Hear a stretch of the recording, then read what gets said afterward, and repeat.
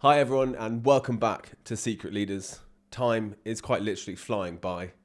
Welcome back, Dan. Thank you, mate. How are you? Feeling pretty good today, thank you. What's new with you at the moment? Let's see, what is new? I've already announced that I'm having my second daughter, I think. So that's just ticking on and getting closer. I think the big news in my world is I'm taking my daughter, who's 3, skiing for the first time. Wow. And so she's 3.5, and apparently that is the absolutely earliest that you can expect to get some cute photos where they're just, having a tantrum and having an awful time. But apparently it's still a thing to do. So I'm going to, our first ever guest on Secret Leaders was Nick Jenkins from Moonpig. And Nick Jenkins was the first ever guest. Many years ago. Gone downhill from there, hasn't in it? 2017, I know, big time. And I'm going to his house this weekend to take Margot because he has opened up sort of like a ski school thing in Wiltshire in the countryside, which is basically sort of like a escalator conveyor belt thing where kids can go and learn to ski. So we're going to have a practice run this weekend at Casa Jenkins. Well, that's actually Moonpig Manor is what it's called. So we should all be tech entrepreneurs so we can all build our own ski resorts. Yeah, exactly. So yeah, I'm going skiing. Yep. Practice skiing. Yep. What's new with you? Well, what's new with me, I mean, 5 minutes ago, we had a bit of a breakthrough. I've been really can't get my book title out. I know what the book is about. And 5 minutes ago, I think you said the title. And so I'm feeling really happy that I now feel like I have a title for the book, which just happened minutes ago. So I'm pretty hyped about it. Everyone looking forward to Vaccines by Chris Donnelly. Yeah. Very, very pleased about that. Otherwise, much as normal. Anyway, I hope that everyone caught our most recent episode with Emily Austin, where we talked about PR tactics, the most successful PR campaigns ever. I thought the episode was actually incredible. Yeah. I felt like a real masterclass in understanding that so many things that you see are orchestrated, yeah. So many things are moved around in the background.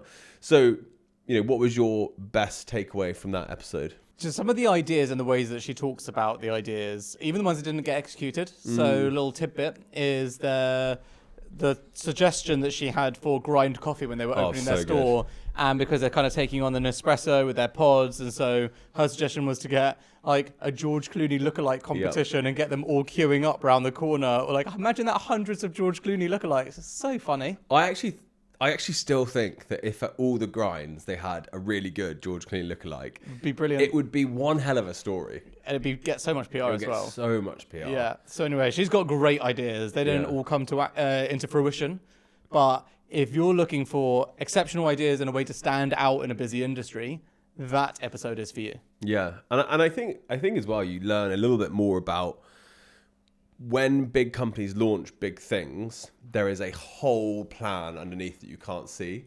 And so we discussed, for example, the launch of Barbie and how things like the Barbie and Oppenheimer thing was very intentional, because girls would want to see the Barbie film, boys would want to see Oppenheimer, and they'd end up seeing both together. Yeah. I remember sitting there through that and being like, that stuff's so obvious retrospectively, but I thought it was really, really smart. She knows what's going on. Yeah. Yeah. Anything that we think, we're just going through life, observing these incredible trends that just seem to happen and take off globally and think, how funny that caught on. And she's very much no, there's a lot of planning that went into that catching on. We made that catch on. Yeah. Managing international money used to drive me crazy until I found Wise Business, the account for doing business in other currencies. I can hold money in different currencies and only convert when the rates are good. No more rushing to exchange at bad rates or losing money on outrageous fees. And my team handles all the payments themselves. I don't have to micromanage anything.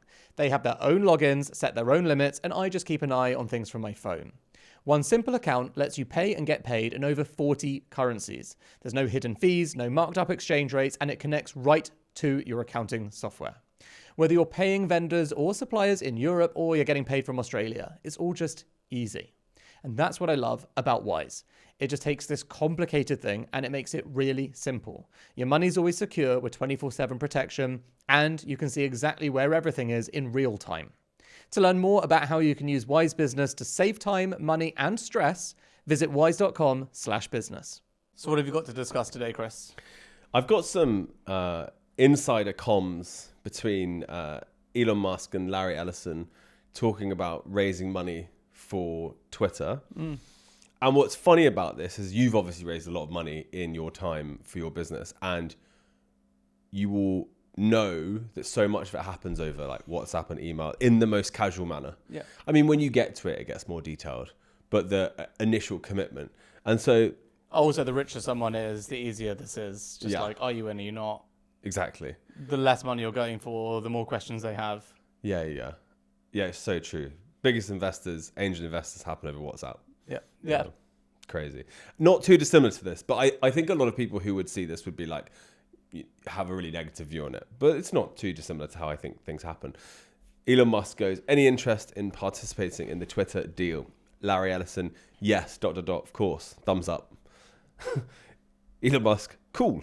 Roughly what dollar size? Not holding you to anything, but the deal is oversubscribed, so I have to reduce or kick out other participants. Larry Ellison, $1 billion, or whatever you recommend. Elon goes, whatever works for you. I'd recommend maybe 2 billion or more. This has very high potential, and I'd rather have you than anyone else. Larry Ellison, I agree that it has huge potential, and it would be lots of fun. And that's how Larry Ellison, the founder of Oracle, right? Yeah. Founder of Oracle became... What the fuck is Oracle? For the answer to that, please watch our What the Fuck is Oracle question. Right here, this episode. But yeah, that's how Larry Ellison became an investor in Twitter. Amazing. Yeah. And it all fits in one screenshot as well. That's the entire DD process. Right, I've got another one here from Reed Hastings, who's the founder of Netflix, and the email is to Peter Thiel. Peter, I appreciate that we disagree and can be direct with each other.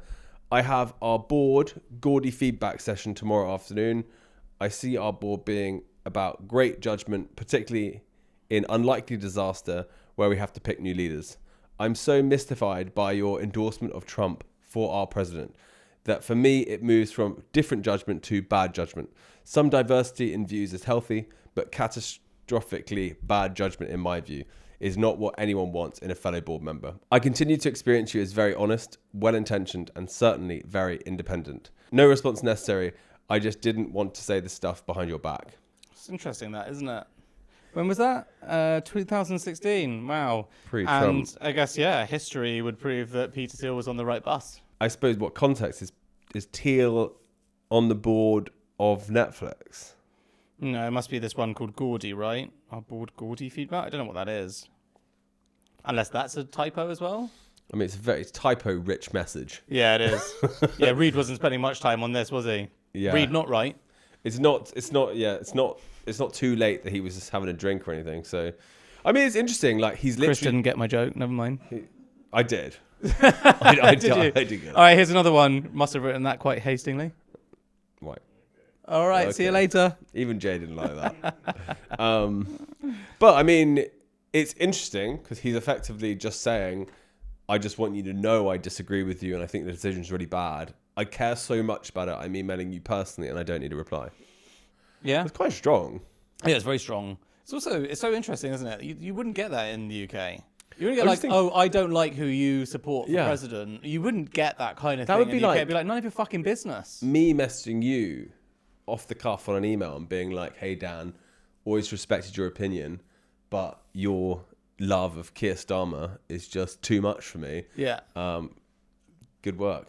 So if you're running a company with a board, do you think that there is a personal view that they could hold that you'd be like, I don't want that person on my board anymore? I feel like if they were like really Yeah. racist or like, you know, I mean, like literally like unapologetically so or something like that, I'd be like, that's just Yeah. what is going on there? No way. I really practice not much interest in politics these days. Yeah. But obviously, if they had like abhorrent views, then it would be a problem. But then, I mean, if they're a big board member with lots of equity, it'd be very difficult There's to not much you dislodge can them. do. Yeah. So true. And so, yeah, I mean, obviously, like, you know, if they're racist, sexist, or they're just an asshole about stuff, then of course. But Well, arsehole about stuff could quite likely be the case, right? oh, I've had arsehole messages Yeah. before. But I suppose this is about like a fundamental worldview. Yeah. Well, Yeah, I mean, I can see it, but I I would feel try like who and you're pu- I would- voting for. I is would a try bit and much. push them off Yeah. if they were abhorrent. But again, like I say, I mean, in an ideal world, you can get rid of your board members, but I mean, more often than not, they get rid of you. Yeah, exactly. That's So, true. Yeah. I've got one final one from Rupert Murdoch, the founder of The News. News International. Yeah, News Everywhere. Yeah. To Elizabeth Holmes, who, for those that don't know, was the founder of Theranos, which is I think like the fastest growing company like ever in health tech, and it was blood testing, one prick blood testing, and it could, test like 1 million different variables, and turned out that actually the whole thing was a scam and the whole thing was a lie. But anyway, this must have been before that. So Rupert Murdoch goes, "Thanks, Elizabeth. Enjoyed every minute of it. Any blood results? See you soon, Rupert. Send from my iPad." I love that. That's great. Which means that he must have been potentially being courted as an investor. Yeah, well, I think it's more maybe he was an investor and did a blood test and then was sort of like, I thought this shit was meant to be fast. It's been weeks. Yeah. What's going on? Yeah, that's so true. Anyone going to respond to me? Hello? Yeah. Guys, it's Rupert. Where my blood's at, That's what he's saying, isn't it? Yeah, pretty much, yeah. He's got his crips. He wants to know where his blood's at. Christ. Sorry. I'm sorry. Security compliance is one of those things that can silently derail your business. Not because it's impossible, but because most of us put it off until it becomes urgent. And by then, it's often too late. I want to tell you about Vanta because it fundamentally changed how our company handles compliance. They've built a system that automates preparing for SOC 2 and ISO 27001 certification, turning what used to be months of tedious work into a straightforward process. What makes Vanta different is that they understand this isn't just about checking boxes. It's about building trust with your customers while protecting your business. That's why over 8,000 companies, from two-person startups to major enterprises, rely on their platform. If you're growing your business and you know security compliance is something you need to address, visit vanta.com/secret leaders. They're offering $1,000 off your first year, and honestly, it's worth every penny just for the peace of mind. It's the solution you wish you'd found years ago. Use Vanta so you don't get slowed down by security paperwork and focus on what matters, growing your business. Visit vanta.com/secret leaders now and get $1,000 off your first year. All right, so we're going to move on to the state of LinkedIn. Found a couple of posts this week that I kind of want the mayor of LinkedIn, Chris, to judge from me, the janitor of LinkedIn. So, 1,000 in 24 hours.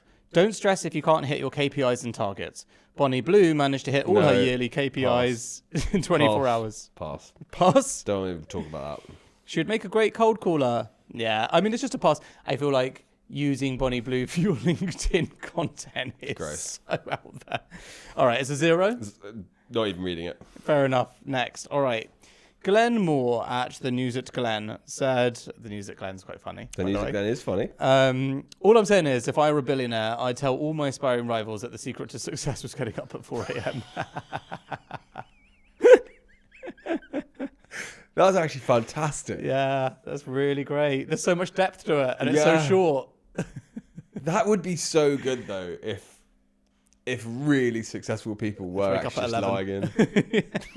It's just a global conspiracy. They were just super chill. They'd nailed it, and they were like, "Yeah, you've got to get up fucking early." That is really good, isn't it? Yeah, I mean, once you've seen it, you can't unsee it. You're like, I will say what I've said for years and years and years and years and years on this topic, which is, out of all of the founders I know who are really successful, I know very few who have like very elongated morning routines, get up super early. I don't either. The ones that do get up super early, it's normally because they have kids and they get up early so they have some time pre the kids. Correct. But like, I meet a lot of like authors and a lot of like speakers who do the whole crazy morning routine thing. But actual founders, I don't know many. That's so funny, isn't it? Like actual builders, very few. And like, if you ask me about my normal versus days, people who just like think about the topic and then realize that they've read that tweet. Yeah, well, no, exactly. they haven't. They've been living that tweet. They've been living that tweet. They haven't read that tweet. They haven't had the realization. They're spreading that tweet. Yeah. It's so true. I don't know any entrepreneurs or founders like, really they're that disciplined. do that. They work a lot and they work hard. And they tend to work late rather than early. Yeah, they tend to work late rather than early. But like, I couldn't name you one out of like my founder community where I'd say like they're up at 5, ice bathing, journaling, meditate, all that nonsense. They're more likely waking up at 7 and just starting work immediately. Yeah, totally. Yeah. So I saw a report this week that blew my mind. AI is consuming energy at an insane rate, which you probably do know. So some estimate that AI could use as much electricity as entire countries in the next few years. God, that is terrifying, though. That is mental. So Where did you see that? On the internet, which was consuming energy. So I felt really guilty about it. Did the AI tell you that? Yeah, the AI told me what to say and then actually helped craft my script too. So I've actually wasted a lot of energy telling you this. According to the International Energy Agency, data centers driven largely by AI could consume 620 terawatt hours in 2026, which is, I mean, ridiculously the same amount as Canada. I mean, that is fucking huge. That is ridiculous. What are they saying there? They're saying that according data centers can consume as much energy as Canada. I mean, that's such a scary statistic about, like, obviously there's a massive AI race at the moment. All companies are investing in AI, meaning the data centers are getting bigger and more spread. Is the race at the moment technologically about using less energy, isn't it? Well, part of it, right? Because that was the thing that was... the China thing. Yeah, DeepSeek. Yeah. That was a bit of a misnomer, though, because that was a well-presented story, but they still used NVIDIA chips. So, you know, there's still a hedge fund that are using the core technology. There are a couple of alternatives. So they're taking on, for example, ChatGPT. And ChatGPT, actually, yesterday, Sam Altman tweeted about ChatGPT 4.5 is here. And so he was saying, like, this is actually the most exciting one for me yet. It doesn't have better reasoning than some other models, but it's actually like talking to a proper human. It's nuanced. Like, you won't be able to tell the difference at all. And he said, but the problem is, it's our most energy intensive one yet. So we're going to have to really think about how to roll this out. We don't currently have compute to serve all of our customers with this model. And that's 4.5. So, you know, that gives you a really good idea of like how limiting actually some of the scaling is. And similarly, Grok 3, so Elon Musk's Twitter X AI, that model, which is the one that I've been using most over the last week, that model has now surpassed all the other models. So it's surpassed GPT and Claude and DeepSeek for both reasoning and deep research. The reason is, and I think this is super interesting, kind of like what's your superpower, right? So with Elon, he's obviously the co-founder of OpenAI. He lost that battle pretty much. Sam Altman has it all. And so he's not own equity? No, he's out of it. But they were all in the non-profit as well, so there isn't really like meaningful equity that can do anything. That's a whole other But he's taking it out of the non-profit. Well, no, that's a whole separate thing. But the question of like, does Elon have equity still in OpenAI? No, he's technically still the co-founder. Yeah. So what is that guy not done? It's insane. Yeah. So with XAI, he was like, right, I've got to catch up. How do I catch up? There's only one way really, because there's like all these deep learning reasoning models, etc. His is going to be speed and execution. Like no one else can do it. So he basically, this was last year, bought like a massive super cluster of GPUs from NVIDIA. And Jensen Huang was like, you won't be able to do this. 100,000 supercomputers, basically 100,000 GPUs to make a supercomputer cluster. And I was reading the story about it. They found the only place in America that was like suitable to move in as quickly as possible, and it happened to be Memphis. So he drove up to Memphis with the team, found this warehouse, got like all the shipment of 100,000 supercomputers, and as a result of being able to connect them all up and speak to each other, they've been able to do all the training and move through all the models at a faster speed than all the other models who have like a 5, 6, 7 year advantage on them, and is now overtaken Grok 3. Through that supercomputer cluster, has overtaken every single model out there so far. And he's currently offering it for free. So there's no payment fee or anything, just on X. So you use the X app and you can use Grok 3 directly in it. And it's currently the best AI in the world. And he's done that in a year, catching up. That's how ridiculous. That's his side project. How insane is that? One of many side projects. One of many side projects. He's just overtaken everyone else in the AI race as well. I need one of these side projects. Isn't it wild? Yeah. But anyway, that's my fun facts about AI this week. When you say it's better, what do you... Did you use DeepSeek yet? No. So one of the cool things about DeepSeek is you get to see the reasoning in quite a lot of detail, like how it's thinking through your problem and what your challenge is. Yeah. So on the side that you and I are not going to use, there's like PhD level mathematics, science, physics research, etc. Its model for that is currently the benchmark to beat. It's over and above everyone else's. This is not stuff you and I use. This is stuff that physics professors use and shit like that, right? But on the other side is reasoning, and so reasoning and and being able to do like deep reporting and understanding the nuance of a question, you can give it quite a simple prompt. I actually shared it with a couple of team members this week, like a good example of like some prompts. And you can see it reason through and research the internet on how it's working out your problem and then how it relates it back to you. Wow. And just the depth of nuance and quality that comes back from it. Same prompt in ChatGPT and same prompt in Grok 3 at the moment get completely different results. On X, Yeah. I can now just go on, oh, there's Grok. Yeah. Ask a question. And now what? Now I'm just in the model. Yeah. Can I build projects and so forth? Like custom GPTs and so forth? No, you can't do that stuff yet. Okay, interesting. That I'm aware of anyway. Yeah. And I've only used it because you've got an iPhone, right? But the app is only, there's a separate app. So it's only available through Twitter? Yeah, or you can download the app on an iPhone. But I haven't done that because you can just use it on Twitter. It's crazy, right? That is interesting, yeah. Jesus. But it's so interesting that these different people have different ways of approaching that problem, and his is just like, I'll just fucking make a supercomputer then. Yeah, I mean, it's unlimited resources, Right. Yeah. And so if you've got unlimited money, you can just do that. Yeah. Pretty cool. And who's laughing throughout all of this? NVIDIA, because at the end of the day, they all need the GPUs. They're just supplying everyone. Yeah, so I think that's actually the other side of it, right? Which is that there's so much energy requirement. That's obviously a threat to society, to global success anyway. Everything, yeah. But how to solve the problem? Well, just ask Grok 3.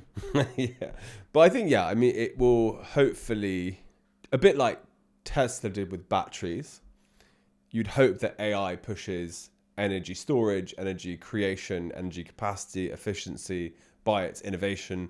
There's so much money to be made here that companies are going to spend endless money on this problem. And when there's a will, there's a way. Yeah. And so you'd really, really hope that the benefit of this is creating energy faster, storing it better. Well, when one company zigs, another zags. So you may have seen, obviously, Grok 3, best new AI model, energy storage, etc. But Microsoft are just killing it constantly at the moment. And so they very much said, hold my beer, and created a new state of matter. What is that? Right. I will know so little about Have you seen this, though? I don't know if I've looked at the news for a few weeks. Okay, fine. So this is the marijuana 1 chip. And it leverages The something marijuana? Yeah, marijuana, yes. This is the cannabis 1 chip. And it leverages something called topoconductors, which Microsoft compares to inventing the semiconductor all over again. So this would be a good one to get Herman Hauser back on to talk about. All right. So what does it mean for founders? Imagine solving supply chain issues that currently take weeks, but this would be in milliseconds.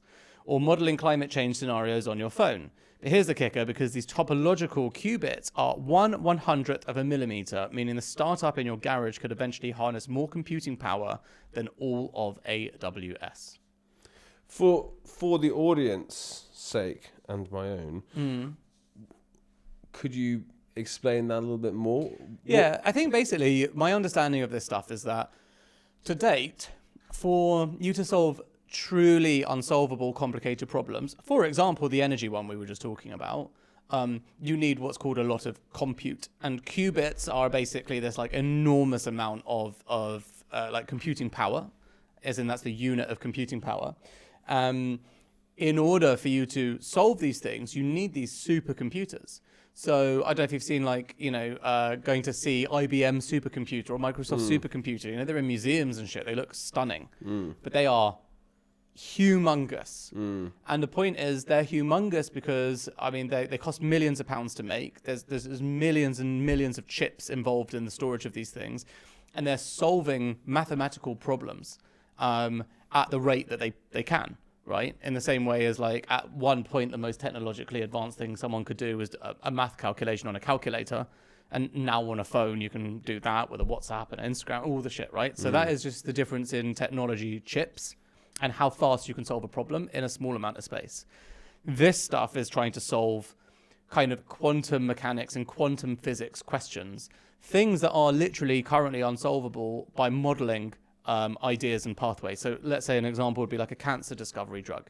Like, how do I solve this cancer problem? They would want to use computer models to figure out the 10 million different ways that I want to try this thing. Let me model it out in some kind of environment and see which one comes back. But that could take years and an absolute fortune and a gargantuan amount of space, of which there's only really 2 or 3 companies that have that kind of compute to even do those things, right?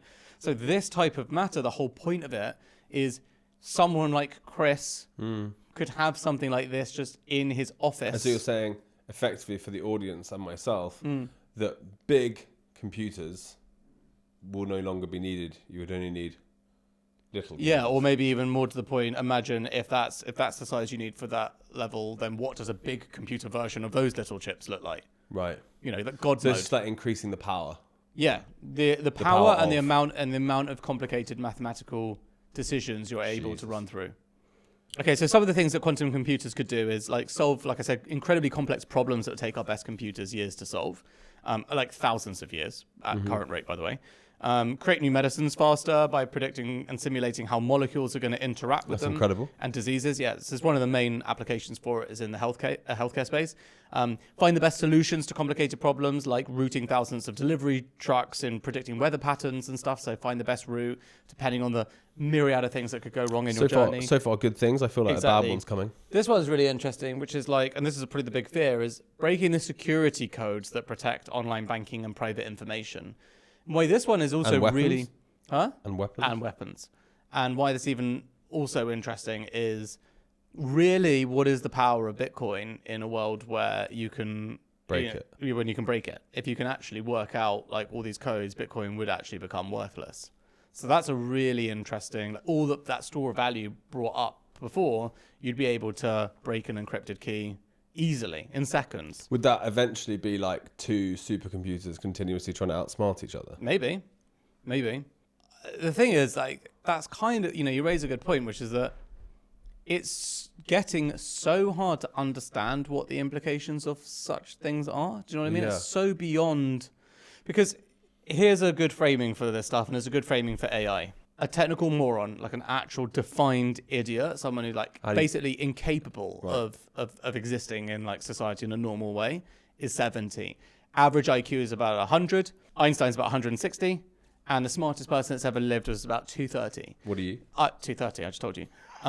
So the difference between Einstein, who most people consider to be the smartest person ever, and the smartest person ever, was a technical difference of a moron's worth of intelligence. That shows you like the teeny bit of marginal gain gap between these kinds of definitions. Similarly, the difference between your average person and Einstein is a moron's worth of intelligence. So teeny weeny gains. A basic level AI is about 10 times as smart as a human, right? A supercomputer level of that is like 1,000 times smarter. Like our brains are not capable of even actually accurately understanding what 10 times intelligence would look like. Like because our... You've already lost me. Well, because you revere someone like Einstein. Like I Einstein, think 2 times would have been too much. Einstein can do maths that we'll never understand, right? We'd not look at his workings out and actually understand what the hell he's talking Certainly about. wouldn't try. Exactly. So imagine 10 times that. It's impossible to understand. So all of these changes, with AI and quantum computers, they become completely pointless for us to even try and compute in our heads. Do you know what I mean? Like, what does it mean for society? Like, virtually, you just kind of lose the plot of even trying to make sense of this stuff. Make me think a little bit as an entrepreneur. I'm just speaking so candidly here. If I look back in 10 years' time, I might say, why the fuck weren't you going all in on that space? Just to be in and around that space. Like, in the next 10 years, are we going to witness 100 new age companies become billions and trillions, and we're just sitting here and it's passing us by effectively? Yeah. But having said that, a lot of the stuff is, like you say, is about life choice. Yeah. For that space, you absolutely have to be all in and then some. I actually also think that the problem that people probably aren't clocking is that you can build layers on top of this stuff, but I think the massive value will sit in the models and the chips and the tech. Yeah, I think maybe what we're learning, which is interesting, it's certainly in the chips, it's certainly in the tech. But the DeepSeek thing was interesting about how much value is in the models. Because like their whole approach was just to be like, hey, we thought about building a model in a different way and did it a lot cheaper than everyone else. So then suddenly you're like, yeah, I guess. I mean, I was more thinking like I've seen and you must have seen it as well. Like I've seen so many AI for X. entrepreneurs like spin up a model of, like a career advisor, or, these things. And they stake their whole businesses on it. And I sit there and think, I just think that will be gone in a year. It's true. Yeah, actually, to that point, the real winner is in who can figure out how to power all of this, right? All of it's going to need energy. So if you can figure out the endless energy supply. I mean, the thing is, unbelievably, if I had to bet on one person, Elon, he's going to do it, isn't he? He's going to do it. He's got the apparatus for it. Yeah. It's been his business for such a long time. Completely.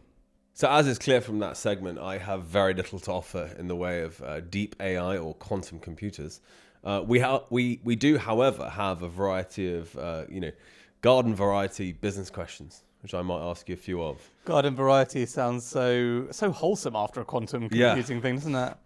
It's tough work. I mean, that was fascinating for me. Yeah. As, I'm so off the news and just reading at the moment that was actually really interesting.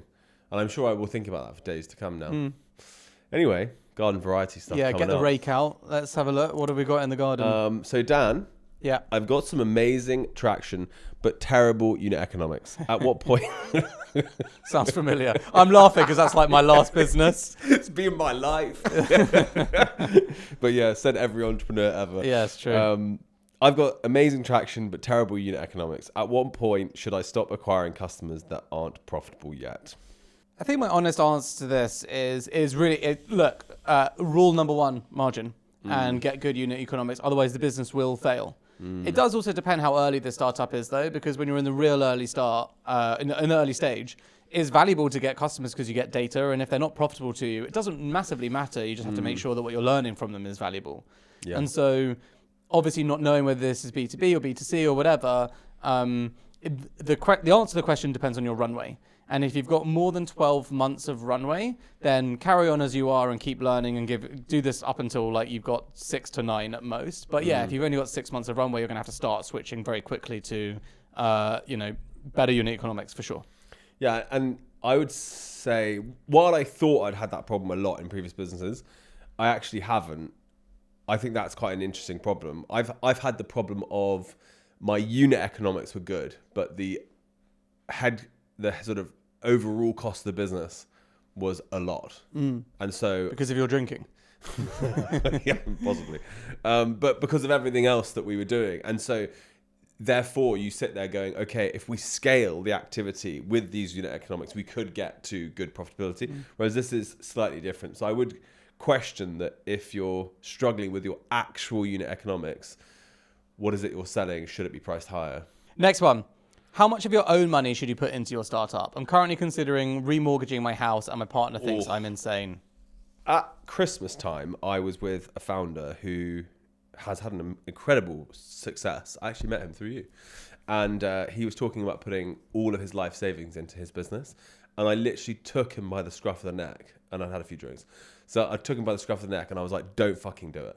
No fucking way are you doing that. Because a lot of the time people put in money to chase success they haven't seen yet on the thing. And actually, truth be told, I feel like you should operate at a very low level, cost-wise and risk-wise, until you find the unit economics or until you find the model that works, then you scale. Whereas I just think, founder and business society got so wrapped up in like VC money that people were scaling pre the economics working. So I personally am not at all in favor of things like remortgaging the house and all that sort of stuff. I just don't think you need to, because if you can't raise the money through investors, then you aren't good enough at selling your product.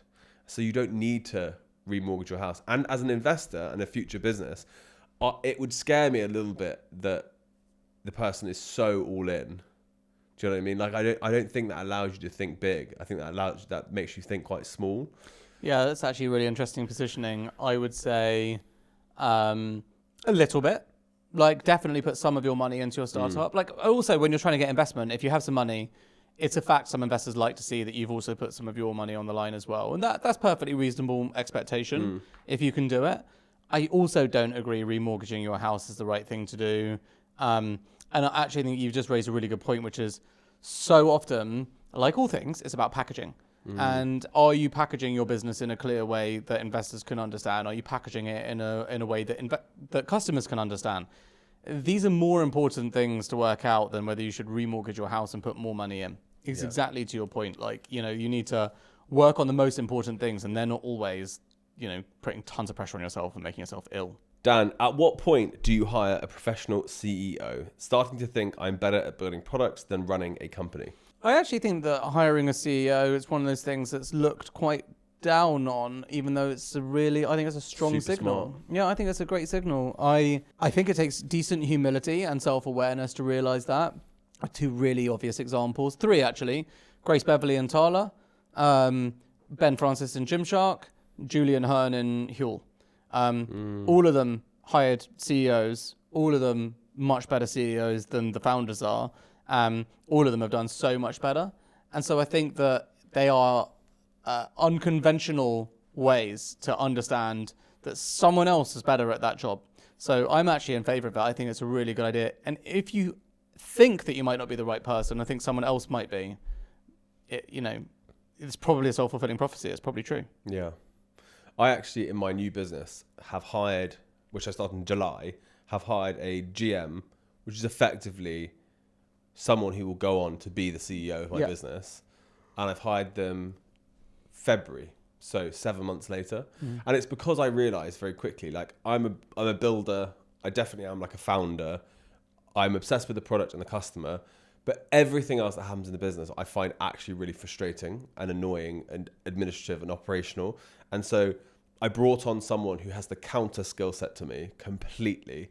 And we're a month in, and I've never in my whole business career experienced a feeling like it, where I do what I'm really great at, and he knows it's his job to allow me to do what I'm really great at. And the synergy there, even for a tiny company, like, we're moving very fast and it feels very good. But he calls a lot of the operational shots now. So it's been a nice shift. Yeah, and so that's kind of your framing of a CEO, right? Where you're basically on product and you're getting out of the way. Yeah. Oh, that's really interesting. Okay, last one. How do you maintain confidence when pitching to VCs who've just passed on 10 companies in your space, starting to feel like the 11th rejection? I mean, I've been through the VC ringer myself, and I think that the reality is there is a thing about pitching, because VCs are looking for the opportunity for a total breakout. If you think about what a VC is looking for, they aren't looking for a marginal return. They aren't looking for a company to double or triple. They're looking for a company to go on and be worth billions and billions so it can return the whole fund. So in many ways, you've got to act so big, so I'm going to change the world type thinking. I'm going to revolutionize this space type thinking. I'm going to rewrite how this space is done.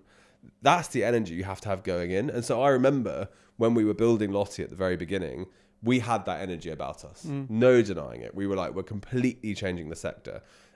And one of the investors turned around and goes, I am obsessed with this space because there's such a huge problem in social care and there's such a lot of money in this space, but I've never found ambitious enough entrepreneurs. And she was like, that's why we bet on you. And I think it's interesting is that you have to have that slight swagger about speed and size and so forth to pull it off. So that's my only real advice.